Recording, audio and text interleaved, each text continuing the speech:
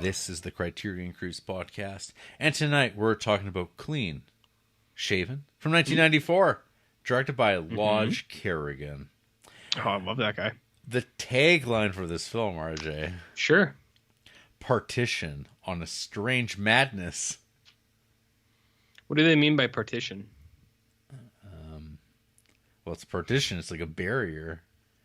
I don't know where that separates things. I don't know where that partition is. Does it contain platitudes? Is what I want to know. Oh, what about the magnitudes? Could you cut it with a knife? You could cut it out. Do you think people listening look at that hand gesture? Gorilla. Goro? Peter Winter is a young schizophrenic who is desperately trying to get his daughter back from her adoptive family. He attempts to function in a world that, for him, is filled with strange voices, electrical noise, disconcerting images, and jarringly sudden emotional shifts. During his quest, he runs afoul of the law and an ongoing murder investigation. Sure. So, RJ, tell me about Lodge Kerrigan. Pretty, I would say, monumental filmmaker. Like,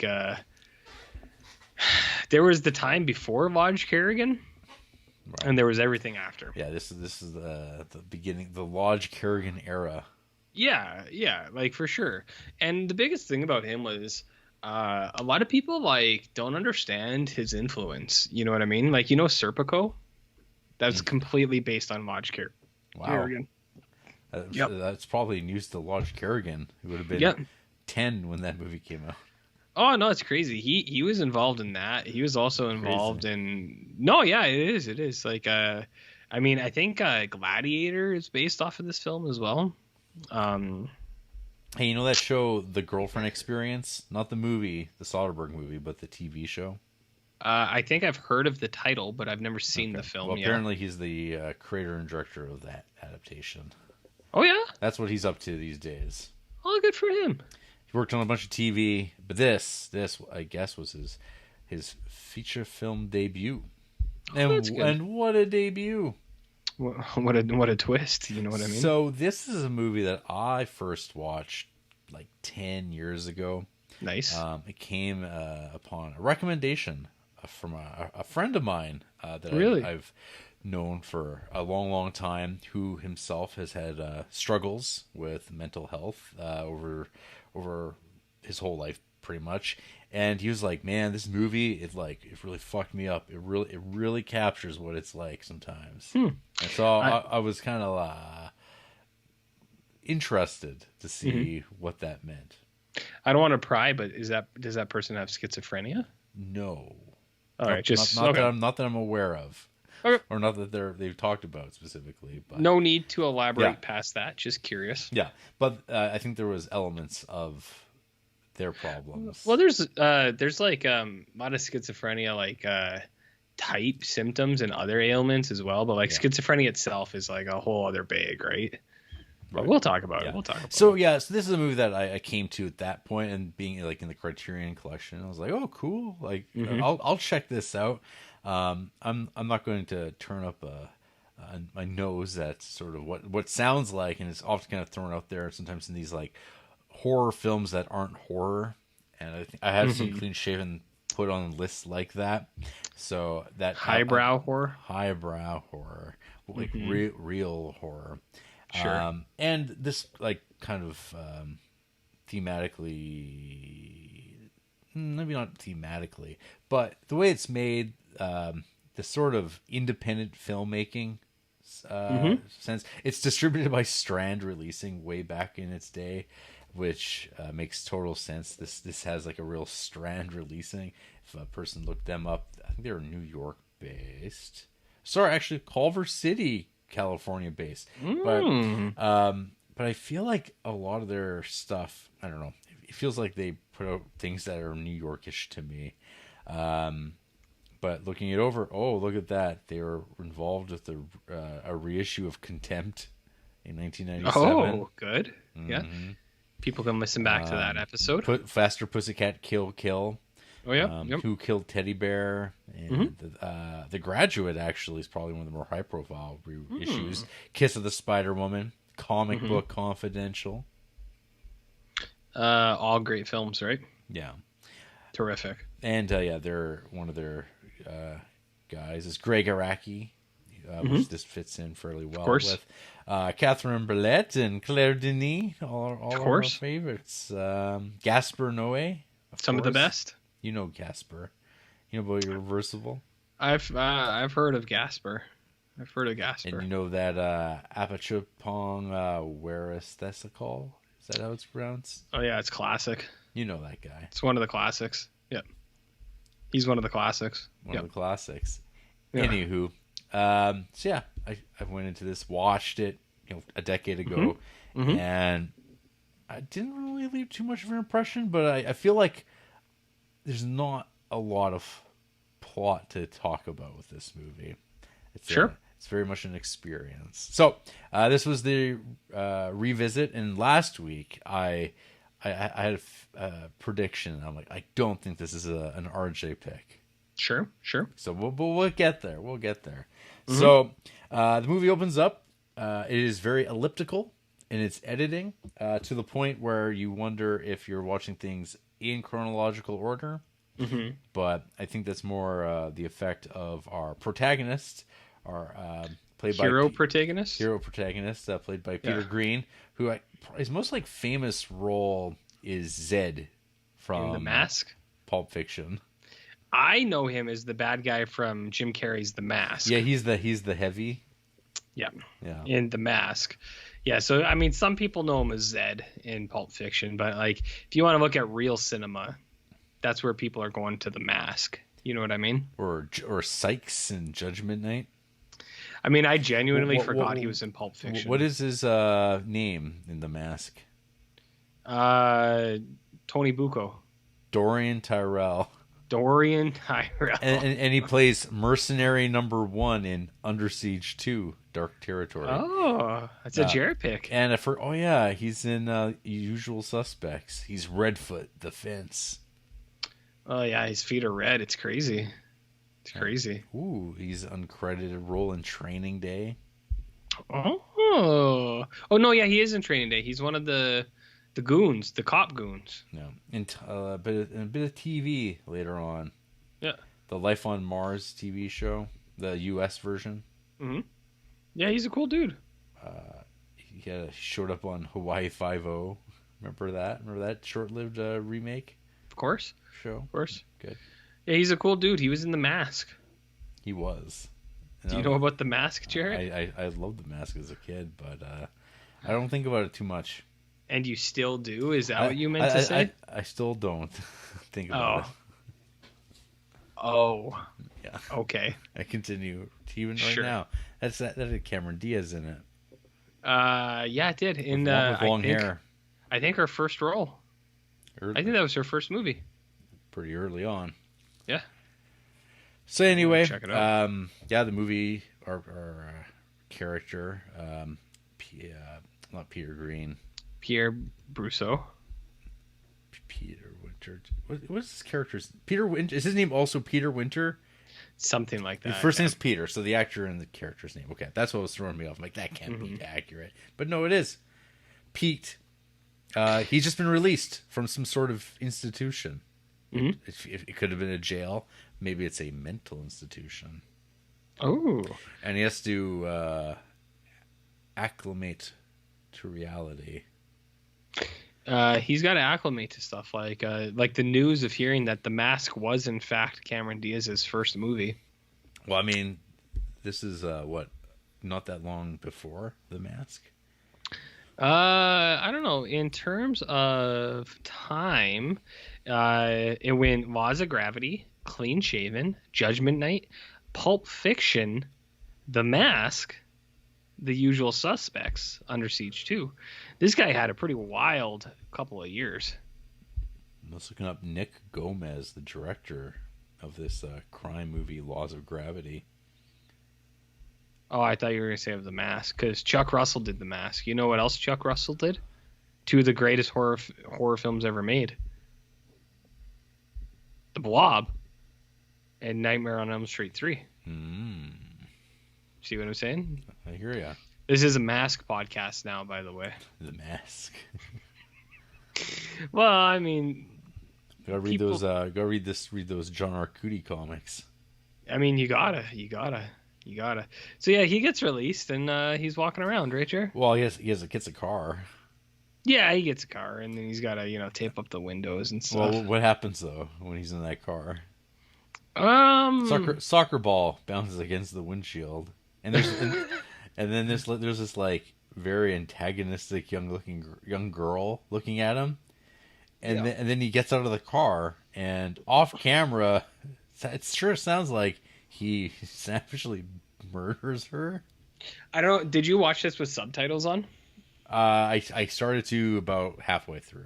Okay, so I watched with it with subtitles. I should have got a picture, but during that scene, it's something like punching, like colon girl crying or something like that. So the subtitles made it very clear that he was bludgeoning. Savage beatings. Yeah, it's something like that. Yeah. And then we don't see it. We only hear it. Mm-hmm. And then he drives on, and there's like maybe a guy who witnessed this happening, or maybe not at all. He seems ambivalent. In the film itself, does it actually explicitly say schizophrenia? No. Okay. Not that I'm aware. Okay, so you didn't catch. I didn't see it, and you didn't see it. So, if anyone would like to prove us wrong on that front, only in the promotional material is this notion of schizophrenia that this character suffers from mentioned. In the film itself, you're along for the ride. Mm. And you know something, you know something is happening with him. Ooh, yeah. I mean, there's something amiss. There's something amiss, but yeah. I mean, I figured it out, but that's because I'm like really smart, ahead of the curve. Yeah, ahead of the curve a little bit. So I knew what was going on, but I don't think it's explicitly said. Yeah, and so there's in the trunk of this car he's got where he smashes out the driver's side window, I think, with his arm, which made me have flashbacks to Goldberg doing this on WCW wrestling back in the late 90s, where Goldberg? He almost died because he hit the glass with his arm. It was non-gimmicked glass. Mm. Why did he almost die? Well, because one of the glass shards like cut one of his like major arteries and he almost bled out. Oh shit! So he almost died because he wanted to be such a fucking tough guy. I want to break real glass, not fake sugar glass. Do you think that was his decision though, or Vince's? This is WCW. This had nothing to do with Vince. This was Goldberg's decision. Wow. Okay. So he almost took himself out. Huge. Yep. So yeah, when Peter does that, I was like thinking about that and being like, "Oh fuck!" Like that's not a smart thing to do because he doesn't even like bandage or wrap his arm up in anything like they do in the movies. Like, oh, just put some cloth on it. That'll protect me from the glass. It's like no, he just does it and then he puts the cloth on just to brush the broken glass aside off the car seat. Mm-hmm. Yeah, I like that. That's what like real man's man would do, like a real manly, burly man, like a Bill Goldberg kind of guy. Yeah. And there's an orange garbage bag filled with something in the trunk. It has a structure. Yeah, it has a childlike structure. I mean, but at one point, I just assumed that, he had a gun wrapped up in it. Because he pulls out a gun, like this rifle that was in the back while he's out in this field, this nondescript field that could be anywhere. In the middle of like not a plainsy area, but sort of just flatlands, kind of trees, farmland. I believe it was filmed in New York State, but it could be anywhere. It could be anywhere USA. Behind you. No, that's my cat. And the fruit flies. Have you seen him? The fruit fly? Yeah, have you seen him? No. Get that son of a bitch. So, as the story progresses, he winds up going back home living with his mom. They have clearly a strained relationship, and she finds it, I think, extremely exasperating being around this person who can just deviate really fast and start turning violent, and then also takes one admonishment and he's fine. Mm-hmm. But it's one of those things where she gets interviewed later on by Mm-hmm. or is it by the police detective? Or no, I think she's talking to I'm not sure. she To. she spills the beans about like her son in like no, it is to the detective. Okay, because the detective talks to her and the detective talks to the sister or the ex-wife. There's the woman that winds up taking the daughter, or not wife, adopting the daughter. Yeah, the mother, the surrogate mother, the foster mother, or adoptive mother of this guy's child. So anyway, like there's a lot of, you fill in the gaps of the movie as it goes along. Where so this guy was not well enough to live on his own. The mother of his child is dead, and they don't really explain those circumstances. No, it's left up for you to explain. You, the viewer. You, the viewer, can fill in those gaps. So while we have this story about this guy who's just been released from institution, and he goes to live with his mother. And what did you think of that spread, that lunch spread that he was making? He had his like own little sandwich, his ham meat. He had some ham meat. He had some ham meat. Some ham meat. What was that? What was that? Oh, the tomato. RJ. And that's Dijon mustard. Was that Dijon?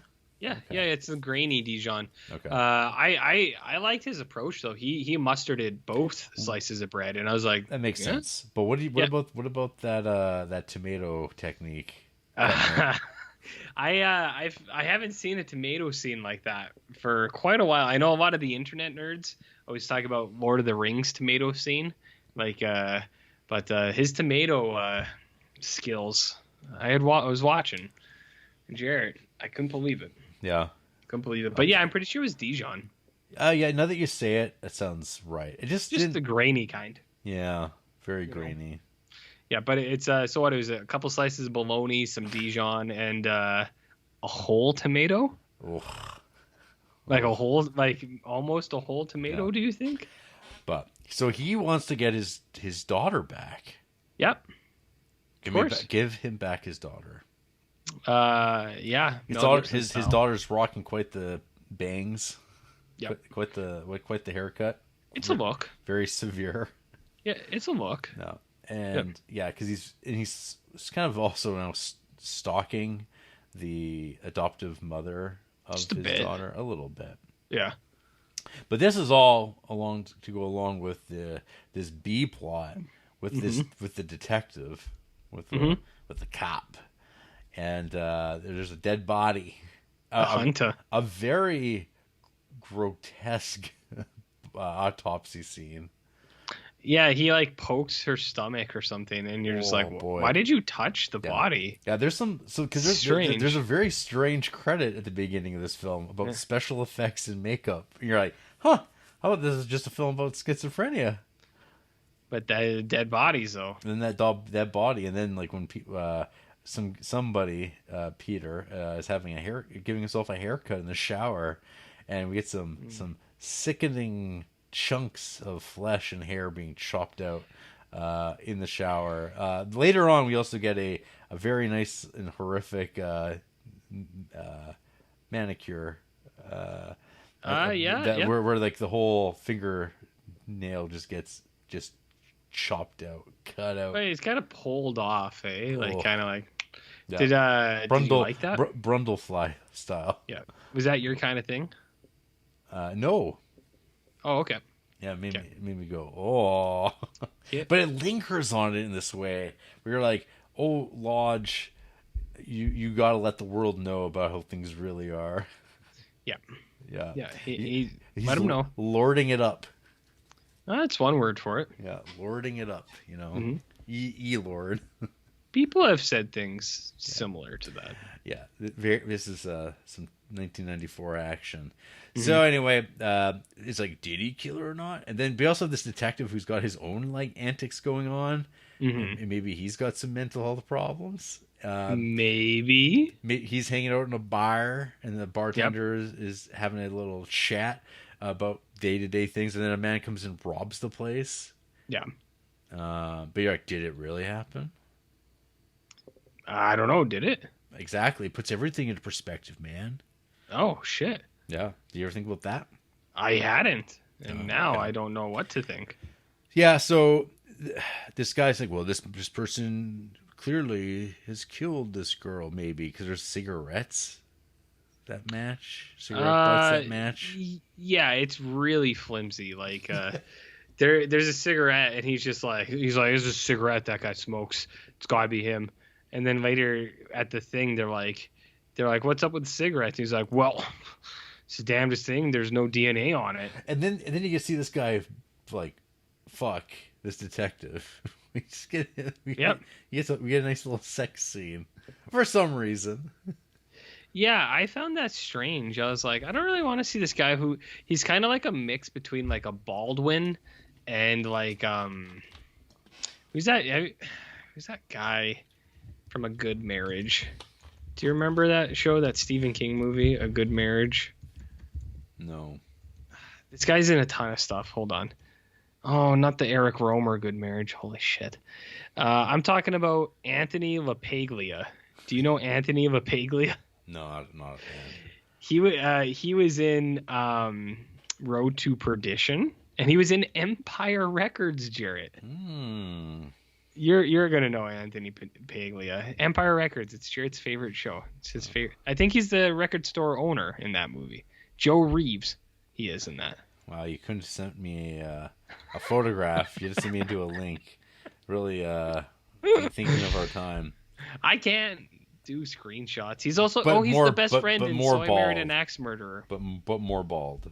Yeah, he's like a mix between this guy and a Baldwin.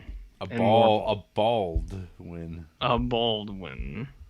See what I'm saying? Jared? Yes, I see what you're saying now. So yeah, this guy's detecting, and then we have the arc. This is only 79 minutes long. Is it? Out. Yeah.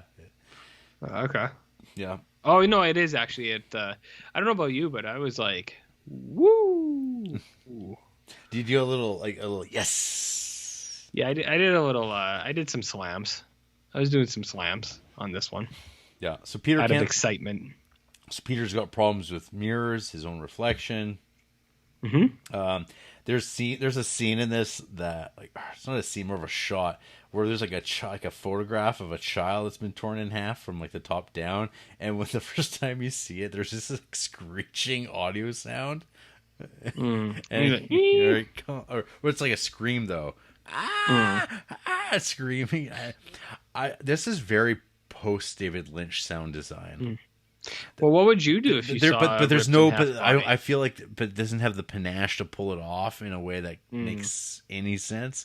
Because there's the shots of those. I think maybe Lodge was a big fan of Twin Peaks: Fire Walk with Me, and the shots of like power lines and like kind of this rural crime stuff.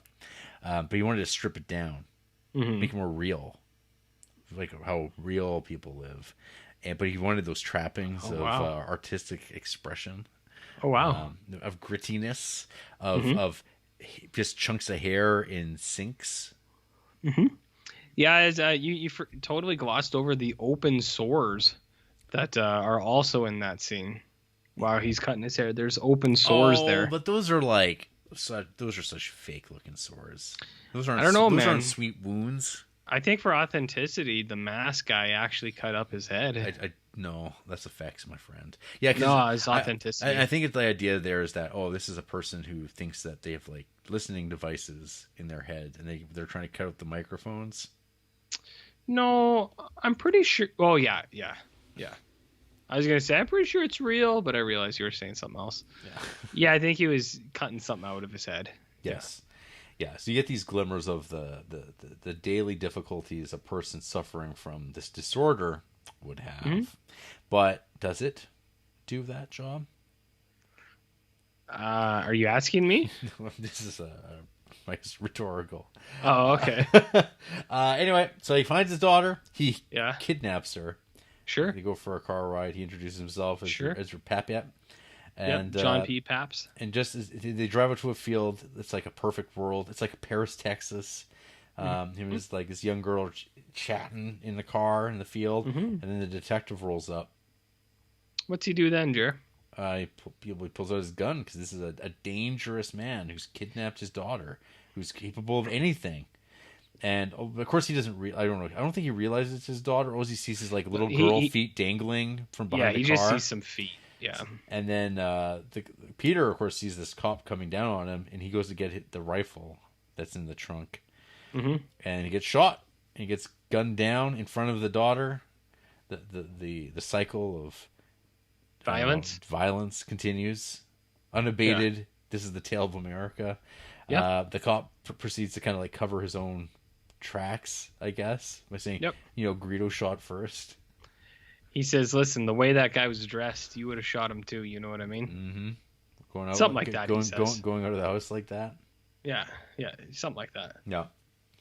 So anyway, you get this. There's a weird montage now around this detective that seems to suggest that maybe he like tried to cover up this entire thing. And I don't know. This is how I was like. I was very confused by this. Where I was like, wait a minute, are they saying that he killed like the guy's girl too? But he didn't. But the idea was that, that garbage bag in the trunk. Oh, he went to go see if there was like that little girl that was in there that was missing, and it's not. It's just like there's like a shoe in there. And it's like, no, there's not. And you're like, okay, I haven't thought about that at all for a long time. Which Lodge Kerrigan, he has a line about this. Let's see here. I set it up that Peter, who suffers from schizophrenia, could be the killer, leading the audience down that path. But I withhold proof. There's no conclusive evidence that he is, and if people feel that he's guilty, I hope that the picture holds them responsible for drawing that conclusion. No, and to which I go, what? Are you having a conversation with yourself here? And I go, and yes, I think so. I mean, the opening scene is him literally beating up a girl. So off camera. Maybe it's subtitles though. Well, it's off camera. Subtitles though. Off camera. Yeah, the thing with the subtitles though. Yeah. It's ambiguous. It is ambiguous. It's highly ambiguous. And then the film kind of ends on this note of the little girl on a boat. And then it kind of just What's ends. she doing? I don't know, singing. Yeah. Playing on a boat, someone's boat. Being a kid. And you're like, what just happened? You go, huh? Clean shaven. So RJ, I know you're annoyed by titles. So who was clean shaven in this film? I mean, he does shave in the movie. He attempts to. Yeah, he's shaving his chest really poorly. And taking big chunks out of his face too. Yep. And you go, and it's in close up. Yep. I mean, I take this title as like some kind of like moral ambiguity, because if you look at the comma between clean and shaven, Jarrett, it's really implicating something more than just that. You know what I mean? It's more than being clean or shaven. It's somewhere in like a gray area. Lodge Kerrigan also says, I really tried to examine the subjective reality of someone who suffered from schizophrenia, to try to put the audience in that position, to experience how I imagined the symptoms to be: auditory hallucinations, heightened paranoia, disassociative feelings, anxiety. So how he imagines it? Like, does he know somebody with schizophrenia? Well, he imagined it. Roger Ebert awarded the film 3.5 stars out of 4 and described it as a film for, quote, anyone with a serious interest in schizophrenia, or, for that matter, in film. I mean, I think anyone with a serious interest in schizophrenia would, like, you could, like, read some stuff on it instead. Like, get a book on schizophrenia. It would be my advice. And if you want to watch film, I mean, Venom exists, so just go watch Venom. They got the internets over there, you know what I mean, Jer? No. Did you catch the name of the production company for the film? I believe I did. Kerrigan's production company, DSM-3 Films.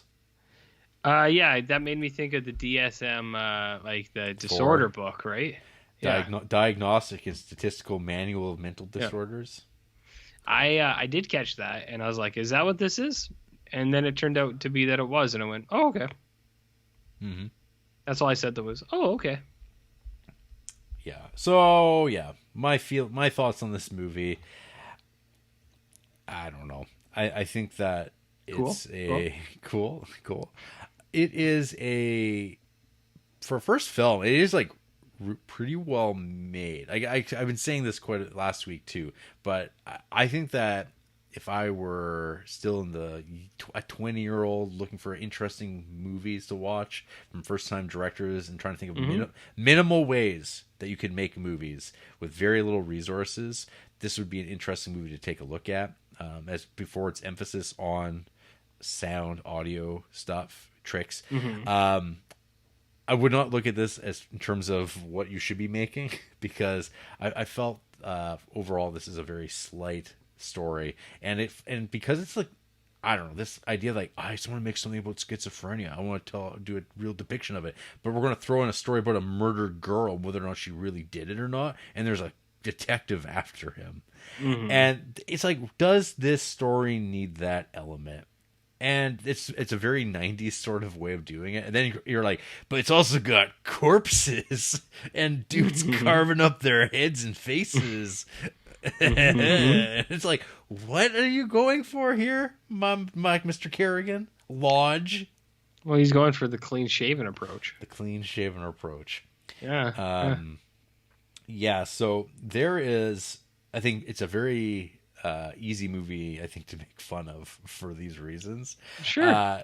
Because even the cover of it, it's kind of this like for the Criterion, this overblown white figure, this man just looking down longingly, and it's clean shaven, which has no suggestion of what it's about. The word schizophrenia is never spoken in the film, but it's like in the packaging, the director talks about it. Yeah, it's about this. I don't need to actually say what it is, or even in an offhand remark, because like, that'd be lazy. It'd be too much of a crutch. But you have to you have to read my my electronic package interview to really get into it. My NFT interview. Yeah, to get to the bottom of what this movie's about. To know about its real meaning, because I don't know, if you threw this on to somebody without them reading the back of the box, I think they would figure out, well, there's something wrong with this person. They're experiencing something, and it's and they're not on their meds, which doesn't get talked about at all. Also, right? Like medication? No. Yeah, which is interesting. Well, I mean, maybe he couldn't afford the medication. Like there's these practical, like, I mean, I don't know. I don't want this to be like an Oscar movie about like the real struggles of a schizophrenic either. I don't need those types of beats either.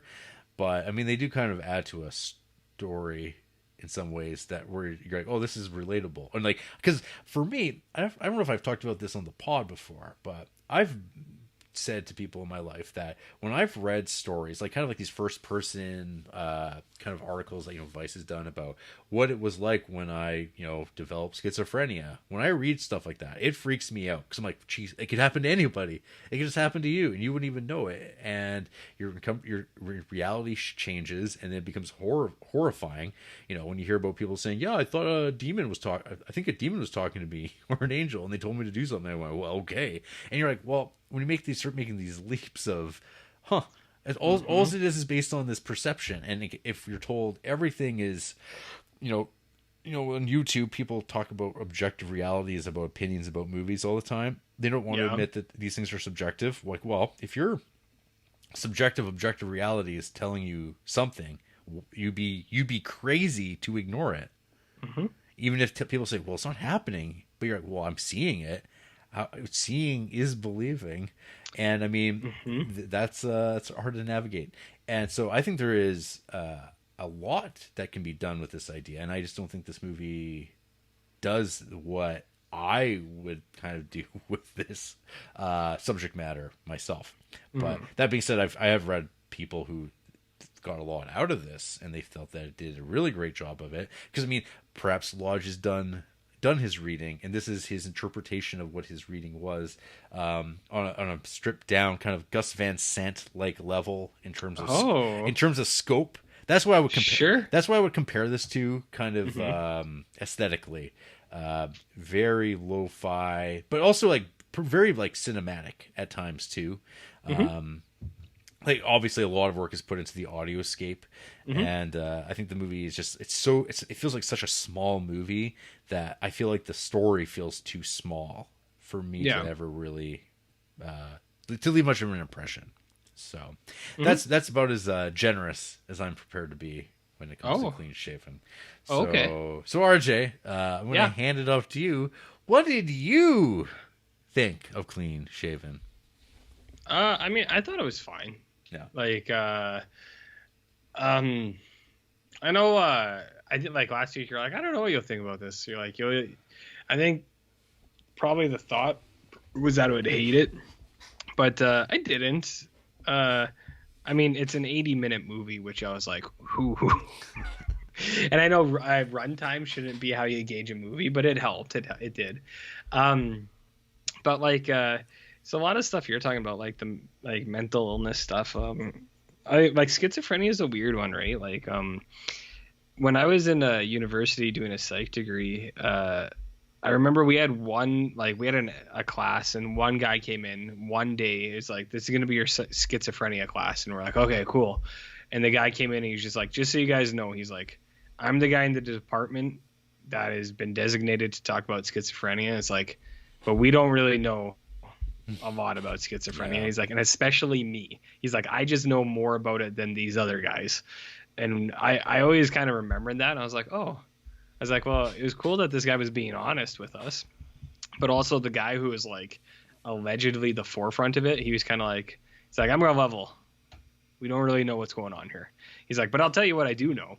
And it's kind of like what you said. It is a scary thing because schizophrenia can come like at any time. And when it does, you don't know how it's going to manifest. Like I will There's say, two types. Yeah. I know, like, I mean, I know, I'm not sure about you, but I know a few people with schizophrenia that are medicated. Yeah, and the medication can help a lot of people. Not everybody. Well, there's some people like, I don't know if they are, and it's like, huh. But it's one of those things where it seems like they're what's going on for them are positive things that haven't impeded their existence, I guess, in a way where like, oh, you're going to go to jail now because you're violent, but you know, when people start talking about numbers in a way that you're like, oh, this is strange, and then they disappear for long periods of time and they live at home and they don't talk about what's going on. You go, well, maybe they are medicated, and you don't know because people don't necessarily talk about it in a way because there is a lot of you know, weird like shame around mental health and stuff like that. It's a very there is real thing. And then I know the people who are like very like prominent people in the like the community in terms of like awareness and stuff like that who are medicated and they lead they continue on with their lives, and you know you could tell that they're drugged to the gills, and that they're never going to really have a normal life necessarily because of what medical drugs do to a person. But it's enough that a person can still like go out and like go to school and like have work and stuff like that. So be around. Yeah. Those people that you know, do they smoke? Half of them do. The reason I ask is because that's like apparently a really, really common trait for people with schizophrenia is like something like 4 out of 5 smoke, and it's kind of one of those things where it's like chain smoking, where it's like lighting one with the other and just not like nonstop. Hey, you know Bus Stop Meatloaf? Yeah, you know what I'm talking about. Yeah, there you go. There's one. There's one of those guys that you're like, yeah, that makes sense.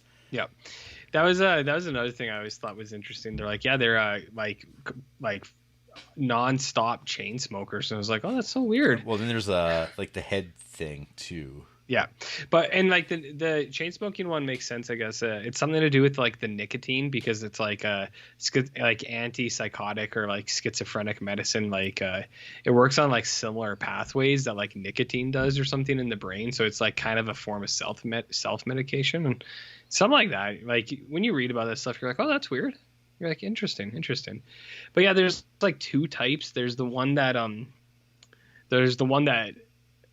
isn't like hallucinogenic with like auditory and visual hallucinations, and then there's the one that is, I think.